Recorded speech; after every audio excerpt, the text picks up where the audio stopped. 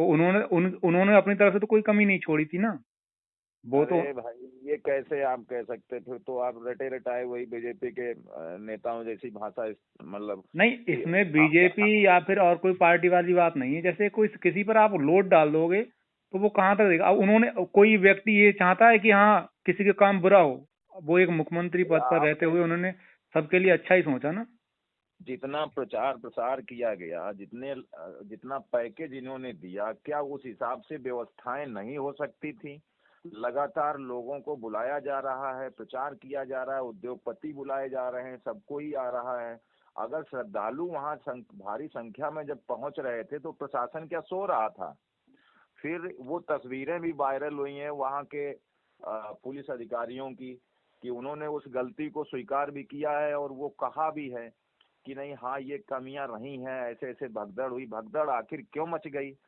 अब जो आंकड़ा सरकार के पास है, सरकार ने कहा कि 30 लोगों की, तो डेड बॉडी वहां पर जो प्रत्यक्षदर्शी हैं, जो अपनी लेने के लिए जा रहे हैं, उनको जबरदस्ती आप दबाव बनाकर उनसे आपके अधिकारी, आला अधिकारी उनसे लिखवा रहे हैं कि लिखो कि इनको ये हुआ था। ये सब क्या है तमाशा? नहीं तो ऐसा तो मतलब अब वहां पर भगदड़ हुई, भगदड़ की भगदड़ मतलब क्यों जानबूझ हुई? के भगदड़ को थोड़ी कराएगी अब जो हो। भगदड़ क्यों हुई? वो कमिश्नर साहब जो थे, उन्होंने एक ऑडियो वीडियो वायरल किया अपना, और उनका वायरल भी हुआ कि जो सोता है वो खोता है, इसलिए उठो, स्नान करो, और नहीं तो बाद में भगदड़ मच जाएगी। तो जब आप पहले ही उस बात को कह रहे हैं तो आपने व्यवस्थाएं क्यों नहीं संभाली थी? हमारे देश की सेना इतनी कमजोर थोड़ी है। अगर आपको नहीं डर तो था, उन्होंने मतलब उन्होंने ये थोड़ी बोला था कि भगदड़ मच जाएगी। वो मतलब इस चीज को मतलब आप वो ऐसे। आइडियो को एक बार, आप उस आइडियो को दोबारा सुन लीजिएगा। उसमें ये भी कहा है कि मतलब भीड़ में ऐसा हो सकता है। हम ये नहीं नहीं कह रहे कि वो कह रहे थे कि नहीं भगदड़ मच जाएगी। उन्होंने कहा कि भीड़ ज्यादा हो जाएगी, दिक्कत होगी, या जो सोता है वो खोता है। तो उन्होंने, वो वीडियो वायरल है, उनका आइडियो जो है वो वायरल है, लाउड स्पीकर से चिल्ला रहे हैं। उसको एक बार फिर सुन लें कि जब ये शंकाएं पहले से थी तो सरकार को, हम ये नहीं कह रहे हैं कि मुख्यमंत्री जी को के ऊपर हम आरोप लगा रहे हैं। हम तो ये कह रहे हैं कि जब आपने ये कहा था कि इतना बड़ा प्रोग्राम किया था, तो आपको पहले व्यवस्थाएं करनी चाहिए थी। आपने दो ही रास्ते क्यों चिन्हित किए थे?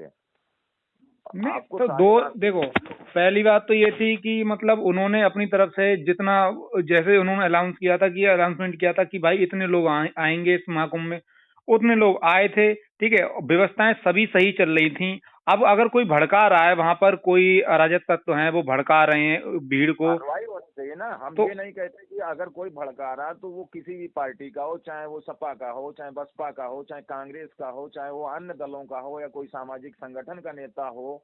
अगर कोई ऐसा कर रहा है तो कार्रवाई तुरंत होनी चाहिए थी।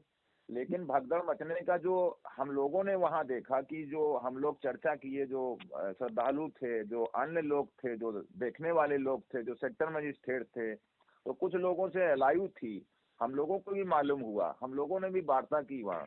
जो भगदड़ मचने का मुख्य कारण वही था कि जो वो महंत जी थे, उनकी गाड़ी बैक करने में इतने लोग कुचले थे, और वहां से एकदम अफरा तफरी मच गई। कुछ ऐसा भी मानना है कि वहां से ऐसी अफरा तफरी मची और भगदड़ मच गई। तो हमारा कहने का मतलब सिर्फ इतना ही है कि अगर भगदड़ मची थी तो इनको रास्ते सभी खोलने चाहिए थे, और ये व्यवस्थाएं पहले से ही करनी चाहिए थी।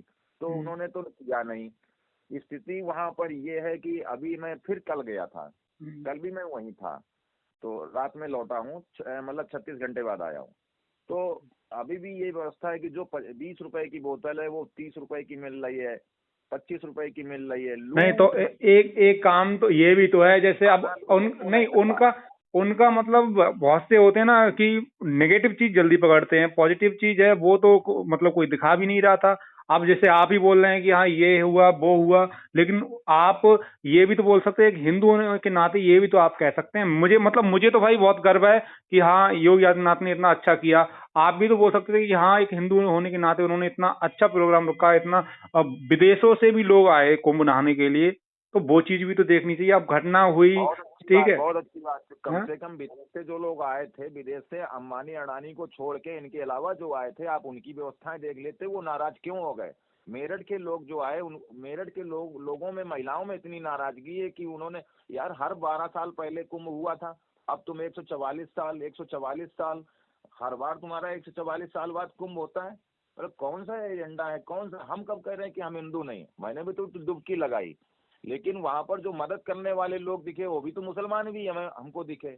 तो यहाँ पर जात की तो बात ही नहीं आती है। और ये भारत देश है, लोकतांत्रिक देश है, यहाँ पर जाति और नफरत से ये देश नहीं चलता। और ये सरकार को भी खूब सोचना चाहिए। और अभी जैसे कि अभी आप ये कह रहे हैं कि हिंदू वाली बात आपने कही, तो हम तो मान लो हम तो आस्था वाले लोग हैं, हम तो गंगा स्नान करते हैं, गंगा किनारे कानपुर में भी रहते हैं, तो हम तो गंगा के किनारे रहने वाले लोग, हम गंगा जी को स्नान करते सब कुछ मानते हैं। लेकिन बात आती है, अभी सदन में मुख्यमंत्री महोदय ने भी कहा, कठमुल्ला शब्द इस्तेमाल किया।